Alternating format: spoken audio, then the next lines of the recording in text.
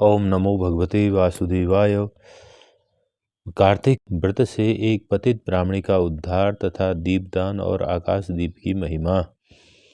ब्रह्मा जी कहते हैं, स्त्रियों और पुरुषों ने जन्म से लेकर जो पाप किया है वह सब कार्तिक में दीपदान से नष्ट हो जाता है। इस विषय में मैं तुमसे एक प्राचीन इतिहास का वर्णन करता हूँ, ऐसा ब्रह्मा जी कहते हैं। पूर्व काल में द्रविड़ देश में एक बुद्ध नामक ब्राह्मण रहता था। उसकी स्त्री दुराचार परायणा थी।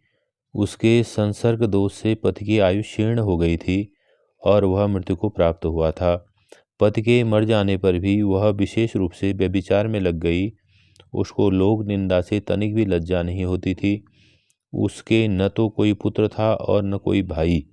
वह सदा भिक्षा के अन्न का भोजन करती थी। अपने हाथ से बनाए हुए शुद्ध और स्वल्प अन्न को कभी न खाकर मांग कर लाए हुए बासी अन्न को ही खाती थी। दूसरे के घर रसोई बनाया करती थी और तीर्थ यात्रा आदि से दूर रहती थी। उसने कभी कथा नहीं सुनी थी। एक दिन तीर्थ यात्रा में लगा हुआ कोई विद्वान ब्राह्मण उसके घर पर आया। उसका नाम कुत्स था। उसको व्यभिचार में आसक्त देखकर उस ब्रह्म श्रेष्ठ कुत्स ने कहा, अरे तू मेरी बात को ध्यान से सुन।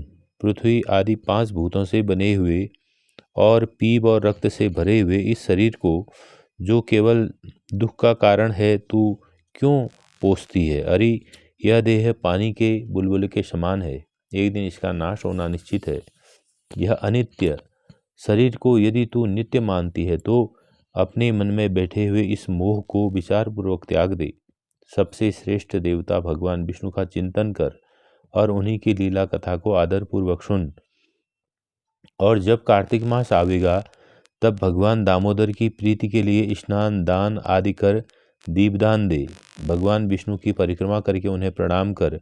यह व्रत विधवा और सौभाग्यवती सभी स्त्रियों के करने योग्य है। यह सब पापों की शांति और समस्त उपद्रवों का नाश करने वाला है। कार्तिक मास में निश्चय ही दीपदान भगवान विष्णु की प्रसन्नता बढ़ाने वाला है। ऐसा कहकर कुत्स ब्राह्मण वहाँ से चला गया और ब्राह्मणी भी कुछ की बात सुनकर पश्चाताप करती हुई इस निश्चय पर पहुंची कि मैं कार्तिक मास में अवश्य व्रत करूंगी। तत्पश्चात कार्तिक मास आने पर उसने पूरे महीने भर प्रातः सूर्योदय काल में स्नान और दीपदान किया। तदंतर कुछ काल के बाद आयु समाप्त होने पर उसकी मृत्यु हो गई। स्वर्गलोक में गई और समयानुसार उसकी मुक्ति हो गई। कार्तिक के व्रत में तत्पर हो दीपदान आदि करने वाला जो इस दीपदान का इतिहास सुनता है वह मोक्ष को प्राप्त होता है। नारद ब्रह्मा जी कहते हैं, अब आकाश दीप का महात्म्य सुनो। कार्तिक मास आने पर जो प्रातः काल में स्नान में तत्पर हो आकाश दीप का दान करता है वह सब लोगों का स्वामी और सब संपत्तियों से संपन्न होकर इस लोक में सुख भोगता है और अंत में मोक्ष को प्राप्त होता है। इसलिए कार्तिक में स्नान दान आदि कर्म करते हुए भगवान विष्णु के मंदिर के कंगूरे पर 1 मास तक अवश्य दीपदान करना चाहिए। महाराज सुनंद ने चंद्र शर्मा ब्राह्मण के बताए हुए अनुसार 1 मास तक विधिपूर्वक व्रत किया। वे कार्तिक में प्रतिदिन प्रातःकाल स्नान करके पवित्र होते और कोमल तुलसी दलों से भगवान विष्णु की पूजा करके रात में उनके लिए आकाश दीप देते थे। दीप देने के समय वे इस मंत्र का उच्चारण करते थे, दामोदराय विश्वाय विश्वरूपधराय च नमस्कृत्वा प्रदास्यामि व्योमदीपम हरिप्रियम। मैं सर्वस्वरूप विश्वरूपधारी भगवान दामोदर को नमस्कार करके यह आकाश दीप देता हूँ जो भगवान को परम प्रिय है। देवेश्वर, इस व्रत से आप में मेरी भक्ति बढ़े, इस भावना से प्रार्थना करके राजा सुनंद दीपदान करते थे। ब्रह्म मुहूर्त में उठकर वे पुनः आकाश दीप देते थे। उनका प्रातःकाल स्नान और भगवान विष्णु की पूजा का क्रम नियम पूर्वक चलता रहा। मास की समाप्ति पर उन्होंने व्रत का उद्यापन करके आकाशदीप के नियमों को भी समाप्त किया और ब्राह्मणों को भोजन कराकर इस विष्णु व्रत की पूर्ति की।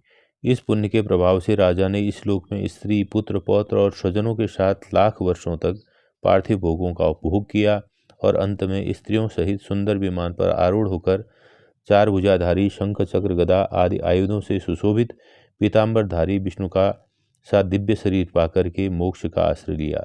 वे विष्णुलोक में भगवान विष्णु के ही समान सुखपूर्वक रहने लगे। अतः कार्तिक मास में दुर्लभ मनुष्य जन्म को पाकर भगवान विष्णु को प्रिय लगने वाले आकाशदीप का विधिपूर्वक दान करना चाहिए। जो संसार में भगवान विष्णु की प्रसन्नता के लिए आकाशदीप देते हैं, वे कभी अत्यंत क्रूर मुख वाले यमराज का दर्शन नहीं करते हैं। एकादशी से, तुला राशि के सूर्य से अथवा पूर्णिमा से लक्ष्मी सहित अथवा जब से भी आप विवेकपूर्वक भगवान विष्णु की प्रसन्नता के लिए आकाशदीप आरंभ करें, यह करना चाहिए। नमः पितृभ्य पितृभ्यो, नमो धर्माय विष्णवे, नमो यमाय रुद्राय, कांतार पतये नमः। पितरों को नमस्कार है, प्रेतों को नमस्कार है, धर्म स्वरूप विष्णु को नमस्कार है, यमराज को नमस्कार है तथा दुर्गम पथ में रक्षा करने वाले भगवान रुद्र को नमस्कार है। इस मंत्र से जो मनुष्य पितरों के लिए आकाश में दीपदान करते हैं, उनके वे पितर नरक में हों तो भी उत्तम गति को प्राप्त कर लेते हैं। जो देवालय में, नदी के किनारे, सड़क पर, नींद लेने के स्थान में दीप देता है, उसे सर्वतोमुखी लक्ष्मी प्राप्त होती है। जो ब्राह्मण या अन्य जाति के मंदिर में दीपक जलाता है, वह विष्णु लोक में प्रतिष्ठित होता है। जो कीट और कांटों से भरी हुई दुर्गम और ऊंची नीची भूमि पर दीपदान करता है, वह नरक में भी नहीं पड़ता है। पूर्व काल में राजा धर्मनंदन ने आकाशदीप दान के प्रभाव से श्रेष्ठ विमान पर आरूढ़ हो विष्णुलोक को प्रस्थान किया।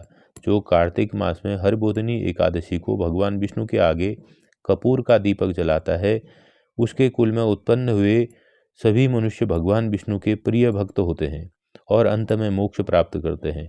पूर्व काल में कोई गोप अमावस्या तिथि को भगवान विष्णु के मंदिर में दीप जलाकर तथा बार बार जय जयकार उच्चारण करके राज राजेश्वर हो गया। प्रकार से कार्तिक मास में दीपदान की महिमा कही गई है। सभी भक्तजनों से मेरा निवेदन है कि कुछ न करने से कुछ करना श्रेयकर है, और ईश्वर ने विवेक बुद्धि दी है तो कार्तिक मास में दीपदान करके पुण्य का लाभ लिया जा सकता है। धन्यवाद।